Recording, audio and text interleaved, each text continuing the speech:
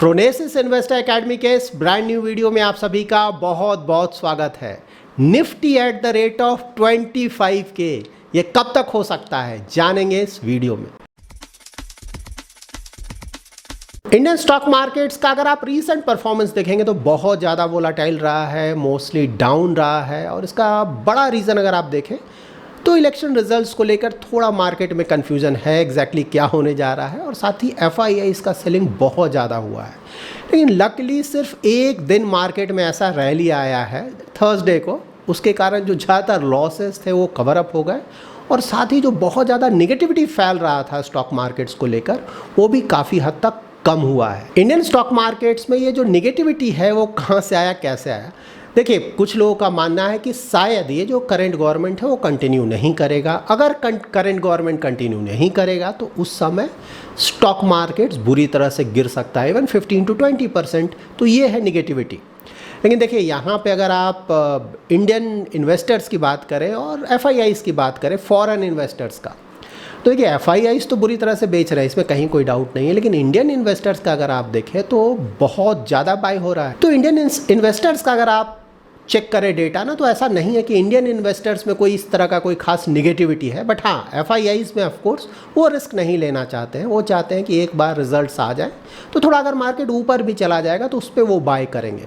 तो यहाँ पे ये क्लियर होना चाहिए, इंडियन इन्वेस्टर्स में ऐसा कुछ निगेटिविटी नहीं है। बट हाँ, मतलब आप लोगों का कुछ क्वेरीज भी आया था, कुछ आपने मेल्स भी लिखा था, कुछ यूट्यूबर्स का आपने नाम लिखा कि बहुत ज़्यादा निगेटिविटी फैला रहे हैं, बोल रहे हैं मार्केट बुरी तरह से गिर जाएगा, आप पूरा का पूरा जो इन्वेस्टमेंट है बेच दो, 100% कैश में रहो या एटलीस्ट 50% कैश में रखो, इलेक्शंस के बाद आप अपना इन्वेस्टमेंट करो। देखिए, यहाँ पर मैं क्लियर कर देता हूँ कि लोग नेगेटिविटी क्यों फैलाते हैं। देखिए, इसका रीज़न क्या है कि अगर जैसे मैं बोल रहा हूँ कि नहीं मार्केट अच्छा करेगा, तो जब भी आप पॉजिटिव बातें करते हैं ना, तो जनरली लोगों को शायद वो बहुत ज़्यादा अपील ना करें। रीज़न ये है ना कि जब भी मार्केट ऊपर करता है तो सभी लोग एक्सपर्ट बन जाते हैं। जब मार्केट अच्छा ही कर रहा है तो फिर सो कॉल्ड एक्सपर्ट की ज़रूरत क्या है। लेकिन हाँ, अगर कोई यही आकर निगेटिव बातें बोलना शुरू करे कि मार्केट गिर जाएगा, बहुत ज़्यादा गिर जाएगा, तो वहाँ पे ऑफकोर्स काफ़ी सारे इन्वेस्टर्स को सो कॉल्ड एक्सपर्ट्स के हेल्प की ज़रूरत होगी कि नहीं, मार्केट अगर गिर जाएगा तो मेरे पोर्टफोलियो का क्या होगा, पोर्टफोलियो को कैसे सेफ गार्ड करूँ।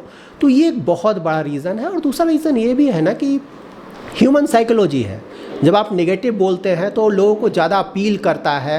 तो वहाँ पे मान लीजिए किसी का यूट्यूब चैनल है तो वो बहुत ज़्यादा नेगेटिव बोल रहा है, तो वहाँ पे ऑफकोर्स वहाँ अगर आप देखेंगे व्यूज़, तो व्यूज़ वहाँ पे काफ़ी ज़्यादा आते हैं। कुछ अगर कोई पॉजिटिव बातें बोल रहा है, कोई नेगेटिव बातें बोल रहा है, तो जनरली आप देखेंगे कि जो भी नेगेटिव बोल रहा है, मतलब ना इकोनॉमी बिल्कुल ख़राब हो जाएगा, वर्ल्ड में बहुत ज़्यादा प्रॉब्लम आ जाएगा, स्टॉक मार्केट पूरी तरह से गिर जाएगा, US इकोनॉमी पूरी तरह से डूब जाएगा, इस तरह की अगर आप बातें बोलेंगे ना, देखेंगे जनरली आपके व्यूज़ बहुत ज़्यादा आएंगे। रिलेटिवली मैं बोल रहा हूँ।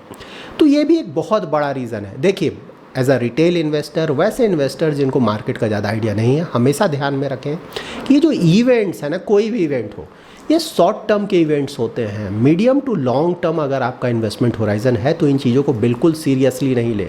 ऐसा नहीं कि आप पिछले 2-3 साल से पूरा इन्वेस्टमेंट कर रहे हैं तो आपने पूरा बेच कर कैश में आ गए। देखिए, इस तरह का अगर आपका शॉर्ट टर्म का इन्वेस्टमेंट होराइजन है तो आप कॉल ले सकते हैं, आपको क्या करना है, आपका पैसा है, आपको डिसाइड करना है। लेकिन देखिए, अगर किसी का मीडियम टू लॉन्ग टर्म का इन्वेस्टमेंट होराइजन है, कोई 5 ईयर्स, 10 ईयर्स, 20 ईयर्स, 30 ईयर्स के लिए अपना इन्वेस्टमेंट कर रहा है, तो जनरली इन शॉर्ट टर्म के जो भी इवेंट्स है उसको आप सीरियसली नहीं ले। जो भी आपका SIP है, STP है, जनरली उसे हमें कंटिन्यू करना चाहिए। हाँ, ये आप कर सकते हैं कि 100 रुपीज़ का इन्वेस्टमेंट है, तो अगर आपको लगता है कि नहीं प्रॉब्लम आ सकता है, तो वहाँ पे 5 to 10% का आप रख सकते हैं कैश में। उससे ज़्यादा रखने की ज़रूरत आइडियली नहीं है। बट हाँ, फाइनल कॉल तो आपका है, आपको डिसाइड करना है क्या करना है। तो देखिए, इस वीडियो में of course medium to long term की तो ज़्यादा हम बात करेंगे नहीं, क्योंकि इंडिया का ग्रोथ स्टोरी बहुत अच्छा है। यहाँ पर मोस्टली कंसेंसस है वर्ल्ड वाइड, सिर्फ इंडिया में नहीं, कि इंडिया इकनॉमी बहुत अच्छा कर रहा है, आने वाले सालों में बहुत अच्छा करेगा। जब इंडियन इकनॉमी अच्छा करेगा तो मोस्टली स्टॉक मार्केट का परफॉर्मेंस भी लॉन्ग टर्म में अच्छा रहेगा। तो मोस्टली अभी हम शॉर्ट टर्म की बात करेंगे। देखिए, लॉन्ग टर्म में भी एक चीज़ और याद रखें कि जनरली लोग बोल देते हैं ना कि नहीं मीडियम टू लॉन्ग टर्म सब कुछ अच्छा ही होगा। देखिए, खुद से कुछ भी अच्छा नहीं होता, उसके लिए एफर्ट लगाना पड़ता है। अगर आप इंडियन इकोनॉमी को देखें ना, तो चाइना देखिए हमसे पीछे हुआ करता था, अभी वो 18 ट्रिलियन US के आसपास चला गया, GDP में बात कर रहा हूँ। इंडिया अभी ना 4 ट्रिलियन भी नहीं पहुँच पाया है। तो अगर ऑफ कोर्स जो चाइनीज़ इकनॉमी है वहाँ पे कम्युनिस्ट है, वो बात बिल्कुल सही है, लेकिन हाँ वहाँ जो मेजर इम्पैक्ट आया ना कि वो उन्होंने अपना इकनॉमी पहले ओपन अप कर लिया था, इंडिया बाद में इंडियन इकनॉमी ओपन अप हुआ, तो उसके कारण हम बहुत पीछे हो गए। तो अगर चीज़ें पहले से अच्छी होती इंडिया में तो आसानी से हम भी 10 ट्रिलियन US डॉलर प्लस का इकनॉमी अभी तक बन चुके होते हैं। मैं 18-20 की बात नहीं बोल रहा हूँ, लेकिन 10 ट्रिलियन US डॉलर्स कोई बड़ी बात नहीं होती। इंडिया में जैसे रिसोर्सेज है, जैसा मैन पावर है, हम भी वहाँ पे पहुँच पाते, और अगर उस तरह का हम अचीव कर पाते फीट, तो हमारा जो स्टॉक मार्केट अभी और भी ऊपर होता। बट एनी हाउ वो तो ऑलरेडी हो चुका है, nothing can be done now. तो इसीलिए देखिए इस बात को हमेशा ध्यान में रखें ना कि ऐसा बोल देना कि नहीं खुद ब खुद हो जाएगा, कोई भी रहे हो जाएगा, ऐसा नहीं है। एफर्ट लगाना पड़ता है, हम सभी को एफर्ट लगाना पड़ेगा। जितना ज़्यादा एफर्ट लगाएंगे ना रिजल्ट्स उतने अच्छे आएंगे और कंट्री उतना अच्छा करेगा। सबसे पहले हम इंडियन स्टॉक मार्केट्स का ग्रोथ ट्रेजेक्टरी देख लेते हैं ना ओवर द ईयर्स। सेंसेक्स का ग्रोथ कैसा रहा है? देखिए जो फर्स्ट ट्रिलियन रहा है ना वो मई 2007 में हम अचीव कर पाए थे BSE का, बहुत टाइम लग गया, सालों में। उसके बाद जो सेकंड ट्रिलियन था वो जुलाई 2017 में हो गया, थर्ड ट्रिलियन मई 21, फोर्थ ट्रिलियन नवंबर 23 और फिफ्थ ट्रिलियन तो 6 मंथ्स के अंदर ही आ गया था मई 24। हाँ हमारा जो BSE है, अगर सारे जो भी स्टॉक्स हैं वहाँ पे जो लिस्टेड हैं उनका अगर आप मार्केट कैप एडअप करेंगे तो अबाउट 5 ट्रिलियन US डॉलर्स का हमारा मार्केट कैप हो चुका है। उसी तरह से GDP में भी हुआ ना, जो फर्स्ट ट्रिलियन बनने में हमें सालों लग गया, उसके बाद एक बार हमने क्रिटिकल मास अटेन कर लिया ना, उसके बाद हमारा काफ़ी अच्छा परफॉर्मेंस रहा है। लाइक IMF का डेटा अगर आप देखेंगे तो 2023 में हमारा GDP ग्रोथ रहा है अबाउट 3.5 ट्रिलियन US डॉलर्स। उसके बाद 2024 में एस्टिमेट है कि हमारा GDP about 4 trillion US dollars के आसपास हो जाएगा। इसके बाद नेक्स्ट ईयर 2025 में अबाउट 4.4 ट्रिलियन US डॉलर्स के आसपास हो जाएगा, और नेक्स्ट ईयर हम वर्ल्ड के 4th लार्जेस्ट इकनॉमी बन जाएंगे। फिलहाल हम 5th लार्जेस्ट हैं, तो वहाँ से 4th बन जाएंगे। और 2027 का अगर आप डेटा देखें तो हमारा economy about 5.3 trillion US dollars के आसपास हो जाएगा, सारा IMF डेटा है। और उस समय हम वर्ल्ड के 3rd लार्जेस्ट इकनॉमी बन जाएंगे, दैट इज़ हम जापान और जर्मनी दोनों से आगे निकल चुके होंगे, और उसके बाद सिर्फ US और चाइना हमारे से आगे होगा। तो देखिए US तो बहुत आगे है, उनका अगर आप GDP देखें ना तो ऑलमोस्ट 28 ट्रिलियन US डॉलर्स के आसपास है, चाइना का अबाउट 18 ट्रिलियन US डॉलर्स के आसपास है। तो हम ऑफकोर्स काफ़ी पीछे, बट हाँ एटलीस्ट मोमेंटम काफ़ी अच्छा आया है, तो वो एक पॉजिटिव है। आने वाले समय में ऑफकोर्स हम चाइना और US से भी आगे निकलेंगे। ऑफकोर्स बहुत साल लग जाएंगे, बट वो होगा। देखिए यहाँ पे कुछ लोगों का रहता है ना कि ठीक है GDP तो ग्रो हो रहा है, बड़ा हो रहे हैं मार्केट, लेकिन ना पर कैपिटल इनकम तो है नहीं, बहुत पीछे। बात सही है, उसका रीज़न क्या है? उसका रीज़न है पॉपुलेशन। देखिए पॉपुलेशन ग्रोथ पे कभी इंडिया में अनफॉर्चुनेटली ज़्यादा ध्यान दिया नहीं गया, तो समय आ गया है कि पॉपुलेशन कंट्रोल थोड़ा किया जाए। मतलब जैसे 2 चाइल्ड पॉलिसी ना, अगर इस तरह का अगर हम पॉलिसीज़ लाएँ तो बहुत अच्छा होगा इकोनॉमी के लिए। देखिए चाइना 18 ट्रिलियन US डॉलर्स के आसपास इकोनॉमी है, लेकिन उनका ही पॉपुलेशन बहुत ज़्यादा है, इसीलिए चाइना को अगर आप ट्रू सेंस में देखें तो डेवलप्ड इकोनॉमी वो भी नहीं है। मतलब कुछ पैरामीटर्स आपको शो करेंगे कि डेवलप्ड है, लेकिन हाँ पर कैपिटल इनकम में जो स्ट्रिक्ट जो पैरामीटर्स है उसके अनुसार देखें 18 ट्रिलियन US डॉलर्स, पॉपुलेशन भी अब हमसे कम हो गया, वो भी ट्रूली अगर आप देखें तो कोई डेवलप्ड कंट्री में नहीं काउंट किया जाएगा, तो इंडिया कैसे डेवलप्ड होगा? तो देखिए ओवरऑल GDP ग्रोथ रेट तो हमारा ठीक चल रहा है, अगर इसी को मेंटेन करें या फिर थोड़ा और इम्प्रूव करें तो और अच्छा है, और साथ ही थोड़ा पॉपुलेशन कंट्रोल भी करें। अनफॉर्चुनेटली नहीं हुआ है कभी इंडिया में, थोड़ा अगर उस पर भी हम ध्यान दें तो जो हमारा ग्रोथ ट्रेजेक्ट्री होगा ना वो और ज़्यादा अच्छा हो। निफ्टी का अगर आप करंट वैल्यू देखें तो 23,000 के आसपास है, थोड़ा सा उससे नीचे है, तो ये 25,000 का फिगर कब तक जा सकता है? देखिए 25,000 का फिगर मुझे नहीं लगता है, पर्सनली मेरा व्यू है कि ईयर एंड तक हमें वेट करना होगा, मोस्टली नेक्स्ट 3-4 मंथ्स में ही हम वहाँ पहुँच पाएंगे। उसका रीज़न क्या है? देखिए उसके बहुत सारे रीजंस हैं। ऑफकोर्स इंडियन इकोनॉमी बहुत अच्छा कर रहा है, कंपनीज़ का परफॉर्मेंस अच्छा आ रहा है, US में रेट कट के इंटरेस्ट जो चांसेस हैं बहुत ज़्यादा हैं, इंडिया में भी इंटरेस्ट रेट कट के चांसेस अच्छे खासे हैं, जो कि ओवरऑल इकोनॉमी को बूस्ट देगा और स्टॉक मार्केट भी अच्छा करेगा। लेकिन हाँ एक बहुत बड़ा रीज़न जिसके बारे में पहले भी मैं डिस्कस कर चुका हूँ, एक बार फिर से मैं रिपीट करूँगा। देखिए यहाँ पर देखिए डिटेल्स ना, निफ्टी का अगर आप सेक्टर वाइज बाइफर्केशन करेंगे तो यहाँ पे वेटेज देखिए आप, फाइनेंशियल सर्विसेज 34% से ज़्यादा का वेटेज है। बहुत सारे फाइनेंशियल सर्विसेज में अच्छी क्वालिटी की कंपनीज़ का परफॉर्मेंस देखेंगे, रिटर्न्स नहीं आया है। बड़ा रीज़न क्या है तो देखिए एफआईआईज़ का जो पैसा निकल रहा है ज़्यादातर इन्वेस्टमेंट तो यहीं पे है, तो जब उनका पैसा वापस आएगा तो यहाँ पे बहुत ज़्यादा इन्वेस्टमेंट होगा और यहाँ पे अच्छा खासा जो रैली आप एक्सपेक्ट कर सकते हैं और ये आएगा, बहुत जल्दी आएगा। उसके बाद ऑयल एंड गैस में देखें रिलायंस का ज़्यादातर वेटेज है। रिलायंस का तो ऑफकोर्स थोड़ा रिटर्न्स आया है अगर आप रीसेंट टाइम्स में देखें, लेकिन हाँ वहाँ पे भी और रिटर्न्स आने के चांसेस हैं। किसी तरह का रिकमेंडेशन नहीं है, खुद का रिसर्च करें और फिर डिसाइड करें क्या करना है। आईटी देखें परफॉर्मेंस नहीं आया ज़्यादातर केसेस में, ड्यू है। यूएस में जैसे ही सिग्नल मिलेगा इंटरेस्ट रेट कट होने वाला है, यहाँ पे अच्छा खासा बूस्ट एक्सपेक्ट कर सकते हैं, तो वहाँ से अच्छा आएगा। एफएमसीजी कंपनीज़ का अगेन परफॉर्मेंस कोई खास रहा नहीं है। रूरल इकोनॉमी का अगर परफॉर्मेंस इंप्रूव होता है, जो कि लग रहा है क्योंकि वहाँ पे स्टार्ट हो रहा है परफॉर्मेंस आना, उसके कारण यहाँ पे आएगा। मॉनसून लग रहा है ठीक रहेगा इस साल, उसके कारण इंप्रूवमेंट आएगा। तो देखिए जो 4 मेजर सेक्टर्स हैं, financial services, oil and gas, IT और एफएमसीजी, यहाँ पे काफ़ी सारे क्वालिटी कंपनीज़ हैं जिनका परफॉर्मेंस नहीं आया है और ये ड्यू है परफॉर्मेंस के लिए। तो ऑफ कोर्स यहाँ पे जब एफआईआईज़ का पैसा आएगा तो अच्छा खासा पैसा इन सेक्टर्स की जो अच्छी क्वालिटी की कंपनीज है वहाँ पे आएगा, जिसके कारण अच्छा खासा आप बूम एक्सपेक्ट कर सकते हैं। इसीलिए मैं बोल रहा हूँ कि शायद हमें बहुत ज़्यादा वेट ना करना पड़े निफ्टी के ऊपर जाने का। बहुत जल्दी ये 25K का जो फिगर है वो हम देख सकते हैं। ऑफ कोर्स किसी तरह की कोई गारंटी तो नहीं है, डिस्क्लेमर है, क्योंकि स्टॉक मार्केट है। बट हाँ जो भी अभी सिनेरियो अगर है उसको अगर देखा जाए तो ऐसा लगता है कि बहुत जल्दी हम ये फिगर क्रॉस कर लेंगे। जब भी मैं इंडियन इकोनॉमी की बात करता हूँ तो हमेशा यूएस इकोनॉमी की बात भी करता हूँ, बोलता हूँ कि जब वहाँ पे रेट कट होगा तो हमारे लिए बहुत अच्छा होगा, स्टॉक मार्केट के लिए बहुत अच्छा होगा। लेकिन यहाँ पे एक बात आप क्लियरली समझ लें, देखिए एक होता है केक और दूसरा होता है आइसिंग ऑन द केक। तो यहाँ पे केक ही मेन कंपोनेंट है, आइसिंग ऑन द केक है कि केक का जो टेस्ट है उसे थोड़ा और बढ़ाएगा। तो अभी जो केक है वो इंडियन इकोनॉमी है और अगर यूएस में इंटरेस्ट रेट कट होंगे ना तो वो आइसिंग ऑन द केक होगा। तो यहाँ पे अगर इंडियन इकोनॉमी अच्छा करता रहेगा तो ये जो केक है ये आपका हमेशा टेस्टी बना रहेगा। हाँ लेकिन हाँ icing on the cake that is cake का जो टेस्ट है वो थोड़ा और इम्प्रूव होगा जब यूएस में इंटरेस्ट रेट कट होने लगेंगे। तो ऐसा नहीं है कि सारा कुछ डिपेंडेंट है यूएस में इंटरेस्ट रेट कट पे, ऐसा नहीं है। लेकिन हाँ अगर वो होता है तो हमारे स्टॉक मार्केट्स को उससे अच्छा खासा फ़ायदा पहुंचेगा। इंडियन इकोनॉमी की जब भी बात करें तो ऑफ कोर्स हमें बॉन्ड मार्केट का भी बात करना होगा, क्योंकि वो बहुत हद तक डिसाइड करते हैं कि स्टॉक मार्केट का परफॉर्मेंस कैसा रहेगा। देखिए पिछले कुछ समय से देखेंगे ना कि इंडियन बॉन्ड मार्केट से भी अच्छा खासा पैसा निकला है, लेकिन हाँ अब एफआईआईज़ का पैसा आना शुरू हो गया है और नेक्स्ट मंथ से तो अच्छा खासा आएगा, क्योंकि कुछ बॉन्ड इंडाइसेस में हमारे गवर्नमेंट सिक्योरिटीज़ को इंक्लूड किया गया है, तो वहाँ से अच्छा खासा पैसा आएगा। और ओवरऑल देखिए जब भी कंट्री के बॉन्ड्स में अगर इन्वेस्टमेंट ज़्यादा होगा ना तो कंट्री का स्टेचर बढ़ता है, लोगों का कॉन्फिडेंस बढ़ता है, तो उसका एक पॉजिटिव कैस्केटिंग इफेक्ट पड़ेगा इक्विटी मार्केट्स पे भी। तो उसके कारण भी थोड़ा एफआईआईज़ का पैसा आप एक्सपेक्ट कर सकते हैं कि इंडियन स्टॉक मार्केट्स पे भी अच्छा आएगा। देखिए ये सब तो कुछ पॉजिटिव्स हैं, लेकिन हाँ एज अ इन्वेस्टर हमें कुछ नेगेटिव्स के बारे में भी जान लेना चाहिए। नेगेटिव क्या हो सकता है?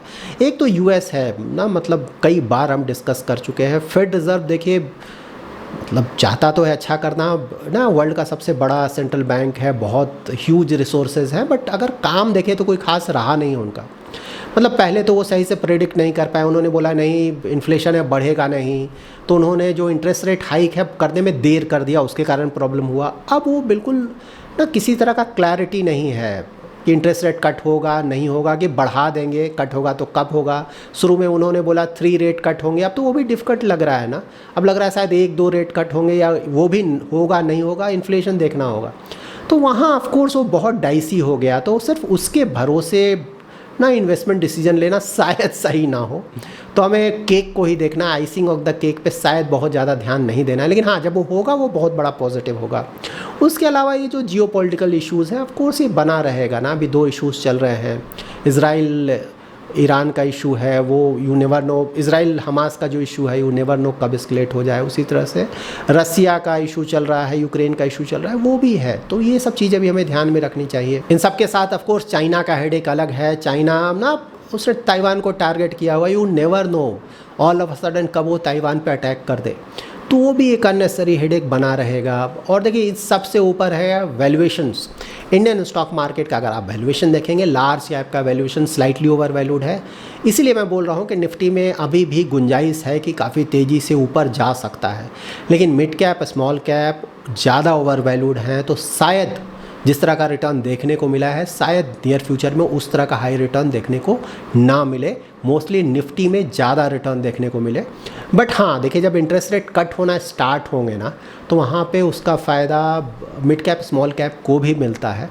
तो ऑफकोर्स शायद कोई बहुत ज़्यादा रिटर्न वहाँ नहीं मिले, लेकिन रिटर्न्स वहाँ भी आने चाहिए। बट हाँ, निफ्टी या फिर जो लार्ज कैप के स्टॉक्स हैं वहाँ तो बिल्कुल लगता है कि नियर फ्यूचर में ही अच्छे खासे रिटर्न्स आने चाहिए। आप लोगों का बहुत सारे क्वेरीज आते हैं ना कि जैसे जब हम वोटिंग करते हैं ना तो क्या सोच कर वोटिंग करें, मतलब कोई भी अगर पर्टिकुलर पार्टी है तो उसको क्यों वोट करें, काफ़ी क्वेरीज आते हैं। तो इलेक्शंस ऑलमोस्ट ओवर हो गए हैं, सिर्फ एक फेज़ बच रहा है। बट एनी मैं क्लैरिफाई कर देता हूँ। अभी इंडिया में जो इलेक्शंस हो रहे हैं उसको लेकर ना इंडियन एक्सपर्ट्स या फिर फॉरेन एक्सपर्ट्स का अगर आप सुनेंगे तो ज़्यादातर लोग आपको बोलेंगे कि अगर करंट गवर्नमेंट नहीं आया तो वहाँ पे स्टॉक मार्केट बुरी तरह से गिर सकता है। ऐसा क्यों बोला जा रहा है, इससे हमें समझना होगा। देखिए, जब भी आप किसी भी गवर्नमेंट का परफॉर्मेंस देखें ना तो उसको आप किसी कंपनी से, अच्छे क्वालिटी की कंपनी के साथ कंपेयर करें, आपको समझने में बहुत आसानी होगी। जब भी आप किसी भी कंपनी में अपना इन्वेस्टमेंट करते हैं स्टॉक में, तो आप क्या देखकर इन्वेस्टमेंट करते हैं। सपोज़ किसी कंपनी ने पैसा रेस किया, डेट से पैसा रेस किया, उस पैसे का कंपनी अब क्या करेगा, तो ना एम्प्लॉयज़ हैं उनको सैलरी के रूप में बांट सकता है, एम्प्लॉयज़ खुश हो जाएंगे, वो ग्रेट कंपनी। या फिर जो शेयर होल्डर्स हैं उनको डिविडेंड के रूप में पे कर दें, share holders course, great company. हाँ, लेकिन कंपनी का क्या होगा, कंपनी का स्टॉक प्राइस बुरी तरह से गिर जाएगा और उसका परफॉर्मेंस भी बुरी तरह से हिट होगा। देखिए, कंट्री में भी इसी तरह से आप देख कर चले। कंट्री देखिए, कोई भी कंट्री, सिर्फ इंडिया नहीं, ज़्यादातर जो कंट्रीज़ हैं वर्ल्ड में ना, वो मार्केट से पैसा रेस करते हैं, डेट लेकर कंट्री को चलाया जाता है। इंडिया में भी ऐसा ही होता है, इसीलिए फिस्कल डिफिसिट है ना, मतलब सरकार अपना गवर्नमेंट सिक्योरिटीज़ इशू करती है, उसमें इन्वेस्टमेंट होता है, जो पैसा मिलता है उससे कंट्री को चलाया जाता है। ऑफ कोर्स जो टैक्सेस कलेक्ट करती है गवर्नमेंट, उससे ही पैसा आता है, लेकिन उससे काम नहीं चलता है, इसीलिए गवर्नमेंट अलग से भी पैसा रेज करती है। गवर्नमेंट के पास ये जो पैसा आ रहा है उसका गवर्नमेंट क्या कर सकती है। देखिए, एक तो बहुत अच्छा तरीका है ना, गवर्नमेंट सभी को मतलब 1 लाख 2 लाख शेयर कर दे, हर एक सिटीजन को ना 50,000 या 1 लाख दे दे, बहुत अच्छा है गवर्नमेंट के लिए। और जिसको पैसा मिल रहा है वो भी खुश है, तो गवर्नमेंट आसानी से शायद इलेक्शन जीत जाए, क्योंकि बहुत सारे लोग होंगे जिन्हें पसंद आएगा, अरे अकाउंट में 50,000 आ गया, 1 लाख आ गया। लेकिन इसके कारण देश का क्या होगा मतलब जो पैसा आपने डेट से रेस किया उसे आपने ऐसे ही बांट दिया। देखिए, एक तो ये ऑप्शन है। दूसरा ऑप्शन ये हो सकता है कि गवर्नमेंट उसी पैसे से रोड्स बनाए, एयरपोर्ट्स बनाए, इलेक्ट्रिसिटी सबको प्रोवाइड करने की कोशिश करे, हाउसिंग सबको प्रोवाइड करने की कोशिश करे, इरिगेशन का ध्यान रखें। एक गवर्नमेंट ये है, गवर्नमेंट वो है, तो दोनों में क्या डिफरेंस है। तो देखिए, जो एक्सपर्ट्स हैं इसी की बात बोल रहे हैं। एक्सपर्ट्स को ऐसा लगता है कि जो करंट गवर्नमेंट है ना, तो जो भी पैसा है गवर्नमेंट के पास उसे ज़्यादा इफ़िशिएंटली यूज़ कर पाएगा। क्योंकि देखिए, लॉन्ग टर्म में अगर आप देखें ना तो ये ना 5,000 10,000 50,000 1,000 बांट देना, ये ओवरऑल इकोनॉमी के लिए अच्छा नहीं है। हाँ देखिए, कंपनी और कंट्री में अगर आप डिफरेंस देखें, डिफरेंस है, दोनों एक नहीं है। डिफरेंस क्या है कि देखिए, कंट्री में क्या है कि ऐसे भी लोग हैं जो कि बहुत पुअर हैं, जिनके पास खाने के लिए पैसा नहीं है, तो ये तो बिल्कुल यहाँ पे तो सरकार को मदद करना होगा। यहाँ पे आप इसे फ्रीबीज़ नहीं बोलेंगे, मतलब जिसके पास खाने के लिए भी नहीं है तो सरकार की बिल्कुल जिम्मेदारी बनती है कि उनके खाने की तो व्यवस्था होनी चाहिए।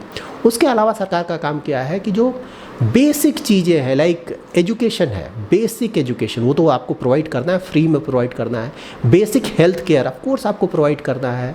इलेक्ट्रिसिटी मैंने बोला है, अब इलेक्ट्रिसिटी टू ऑल वो भी प्रोवाइड करना है, बट हाँ फ्री में देने की ज़रूरत नहीं है। उसी तरह से इरिगेशन, जैसे फार्मर्स हैं उनको आपको इरिगेशन की फैसिलिटी प्रोवाइड करना है। वाटर सबके लिए होना चाहिए। जो गरीब लोग हैं जो कि अपना घर नहीं बना सकते, उनके लिए हाउसिंग की व्यवस्था होनी चाहिए। तो ये सब तो बिल्कुल गवर्नमेंट को करना है। लेकिन देखिए, अगर ये सभी कुछ करना है तो इसके लिए पैसे की ज़रूरत पड़ेगी, और वो इंडियन गवर्नमेंट या फिर ज़्यादातर गवर्नमेंट्स के पास वो पैसा ज़्यादा होता नहीं है। उन्हें मार्केट से लोन लेना होता है, जिसे हम गवर्नमेंट सिक्योरिटी इशू बोलते हैं, तो वहाँ से वो पैसा उठाता है। तो जो गवर्नमेंट उस पैसे को सबसे ज़्यादा इफ़िशिएंटली यूज़ कर ले, वही गवर्नमेंट कंट्री के लिए अच्छा है। देखिए, शॉर्ट टर्म में मैंने हमेशा बोला है ना, आपको कोई 50,000 दे दे, जैसे मतलब मैं हूँ, मेरे अकाउंट में कोई आकर 1 लाख रुपीज़ ऐसा ही एज अ गिफ्ट दे देता है, तो शॉर्ट टर्म के लिए मुझे भी अच्छा लगेगा।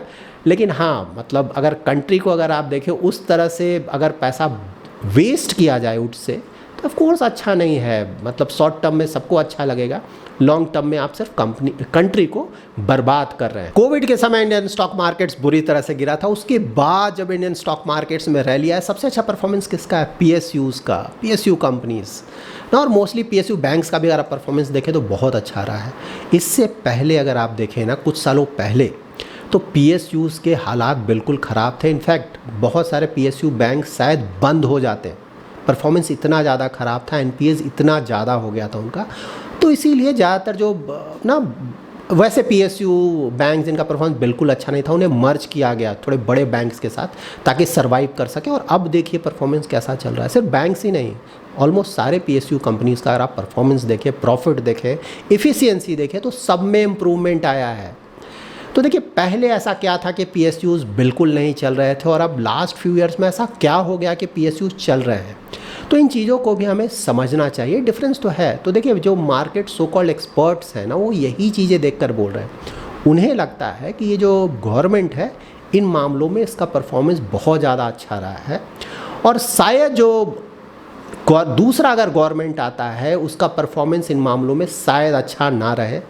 तो शॉर्ट टर्म के लिए ऑफ कोर्स कुछ लोगों को शायद अच्छा लगे, लेकिन मीडियम टू लॉन्ग टर्म के लिए अगर आप देखें तो कंट्री के लिए बहुत बड़ा नेगेटिव होगा। आपको पता है, अगर कंट्री ख़राब करेगा, इकोनॉमी का परफॉर्मेंस अच्छा नहीं होगा, कंपनीज़ का ही परफॉर्मेंस हिट होगा, और स्टॉक मार्केट भी रिलेटिवली, देखिए स्टॉक मार्केट मैंने हमेशा मेंटेन किया, फिर से बोल रहा हूँ, रिटर्न अच्छा खासा आता रहेगा। लेकिन हाँ, जितना ज़्यादा रिटर्न आ सकता है उतना ज़्यादा रिटर्न नहीं आएगा, उससे कम आएगा। लाइक जीडीपी ग्रोथ रेट ना, हम बोलते हैं कि इंडिया का अगर आप पोटेंशियल देखें तो 9-10% का पोटेंशियल है हमारा। तो अगर हम 7-8% से ग्रो करते हैं तो ऑफकोर्स हमें लगता है कि नहीं, ये तो थोड़ा कम है, हमें और ज़्यादा ग्रो करना चाहिए। उसी तरह से स्टॉक मार्केट भी, अगर इंडियन इकोनॉमी और ज़्यादा अच्छा करे तो वहाँ पे स्टॉक मार्केट और ज़्यादा रिटर्न जनरेट कर सकता है, क्योंकि कंपनीज़ का परफॉर्मेंस और ज़्यादा इंप्रूव करेगा।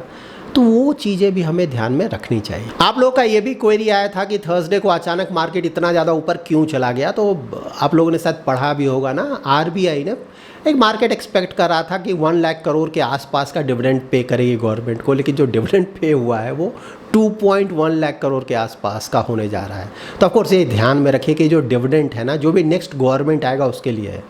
मतलब ऐसा नहीं कि करंट गवर्नमेंट के पास वो है, जो भी इलेक्ट होकर नेक्स्ट गवर्नमेंट आएगी वो उसे यूज़ कर पाएगी।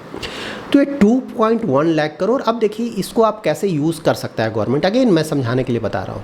एक तो हो सकता है कि गवर्नमेंट के पास ये पैसा आ गया, विंडफॉल है ना, 1 लाख करोड़ का एक्सपेक्टेशन था, यहाँ पे 1.1 लाख करोड़ एक्स्ट्रा आ गया। तो उस पैसे को क्या कर सकते हैं, सब में आप बांट देना। मतलब 5,000 10,000 जितने भी पॉपुलेशन है सबको आप बांट दें, सभी लोग खुश हो जाएंगे। वो एक सॉल्यूशन है। दूसरा क्या हो सकता है कि भाई रोड्स आप और ज़्यादा अच्छे बनाएं, और ज़्यादा बनाएं, रेलवे ट्रैक्स और ज़्यादा लगाएं, अच्छे क्वालिटी के ट्रेन्स चलाएं, ज़्यादा एयरपोर्ट्स बनाएं, इलेक्ट्रिसिटी को और मतलब इलेक्ट्रिसिटी जनरेशन और बढ़ाएं ताकि ज़्यादा से ज़्यादा लोगों को और इलेक्ट्रिसिटी मिल सके। इरिगेशन का ध्यान रखें, मतलब ओवरऑल इंफ्रास्ट्रक्चर पे ध्यान दें। उसके बाद ना जो एजुकेशन है या फिर हेल्थ केयर सर्विसेज है उसे और अच्छा करने की कोशिश करें। देखिए ये दो चीज़ें ये हमें समझनी चाहिए कि आपको चाहिए क्या। शॉर्ट टर्म में जो पैसा मिलेगा बिल्कुल आई एग्री, लेकिन मीडियम टू लॉन्ग टर्म में वो बिल्कुल भी अच्छा नहीं होगा। और मोस्टली इससे देखिए हैम्पर कौन करेगा, देखिए जो बड़े लोग हैं ना, जिनके पास करोड़ों का पैसा है, उन्हें ज़्यादा प्रॉब्लम नहीं होगा। कोई भी गवर्नमेंट आए उनके लिए हमेशा ही अच्छा है। जिसके पास ज़्यादा पैसा है उनका काम मोस्टली निकल जाता है। लेकिन जो नीचे के लोग हैं ना, लोअर इनकम वाले लोग या लोअर मिडिल क्लास लोग, प्रॉब्लम उन्हें ही आता है। तो ये सब चीज़ें आइडियली हमें समझनी चाहिए। इसीलिए एक्सपर्ट्स जो ये बोल रहे हैं ना कि मार्केट गिर जाएगा, तो मार्केट क्यों गिर जाएगा, क्योंकि स्टॉक मार्केट्स को ऑफ कोर्स ये पसंद नहीं आएगा कोई दूसरा गवर्नमेंट आएगा, पता नहीं इकोनॉमी का क्या करेगा। तो मोस्टली ये डर है। आरबीआई का ये जो 2.1 लाख करोड़ का डिविडेंड है शॉर्ट टर्म में इंडियन इकोनॉमी के लिए बहुत अच्छा है। क्यों अच्छा है, देखिए जो हमारा फिस्कल डिफिसिट है ना, इस फाइनेंशियल ईयर का टारगेट है 5.1% का। तो 5.8% टू 5.1% कम करना बहुत डिफिकल्ट था। मतलब लग रहा था पता नहीं हो पाएगा कि नहीं हो पाएगा, लेकिन अभी इतना बड़ा विंडफॉल आ गया जिसके कारण लगता है कि इस फाइनेंशियल ईयर में जो 5.1% का फिस्कल डिफिसिट टारगेट है मोस्टली हम अचीव कर पाएंगे। नेक्स्ट फाइनेंशियल ईयर का तो और भी बहुत ज़्यादा कम है, 4.5% का। तो ये है गवर्नमेंट का फ़िलहाल टारगेट। तो देखिए आईएमएफ का अगर आप देखेंगे तो आईएमएफ चाहता है कि इंडियन इकोनॉमी जिस तरह का इकोनॉमी है वहाँ पे 3% के आसपास अगर हमारा फिस्कल डिफिसिट रहे ना तो उसे अच्छा माना जाएगा। तो अभी तो इस साल हम 5.1% का ट्राई कर रहे हैं, फिर 4.5% और धीरे धीरे 3% में कुछ साल लगेंगे। बट हाँ, अगर हम 3% के आसपास चले जाएं तो काफ़ी अच्छा होगा, और उस डायरेक्शन में काम हो रहा है, और वो भी ओवरऑल मार्केट्स के लिए काफ़ी अच्छा है। जब भी हम फ्रीबीज की बात करते हैं ना, गवर्नमेंट असिस्टेंस की बात करते हो, देखिए बहुत अच्छा एग्जांपल मैं आपको देखता हूँ, इससे आपको समझ में आएगा। देखिए, गवर्नमेंट ने एक योजना शुरू किया है, पीएम सूर्य घर योजना। इसके अंतर्गत 1 करोड़ लोगों के छत पे सोलर पैनल लगाया जाएगा। तो वहाँ से जो भी इलेक्ट्रिसिटी जनरेट होगा, ऑफ कोर्स गवर्नमेंट मदद करेगी उसे सेटअप करने में। यहाँ पे जो भी इलेक्ट्रिसिटी जनरेट होगा, सबसे पहले आप खुद यूज़ करें, और जो बच जाएगा उसे आप गवर्नमेंट को बेच सकते हैं, जिससे कि आपका इनकम भी आएगा। तो यहाँ पे अगर 1 करोड़ सोलर पैनल्स लगेंगे तो काफ़ी लोगों को एम्प्लॉयमेंट भी जनरेट होगा ना, क्योंकि किसी ना किसी को जाकर वो लगाना होगा, तो वो भी अपॉर्चुनिटी है। तो देखिए, ये एक सस्टेनेबल सॉल्यूशन है। इस तरह का ऑफ कोर्स लेट्स सी ये किस तरह से इम्प्लीमेंट होता है, सही से हो पाता है कि नहीं, वो देखना होगा। लेकिन हाँ, अगर इस तरह के स्कीम्स को लाया जा सके, देखिए ये सब सस्टेनेबल मॉडल है।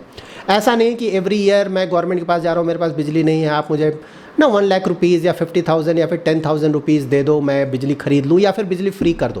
देखिए, ये नहीं चलेगा, सस्टेनेबल नहीं है।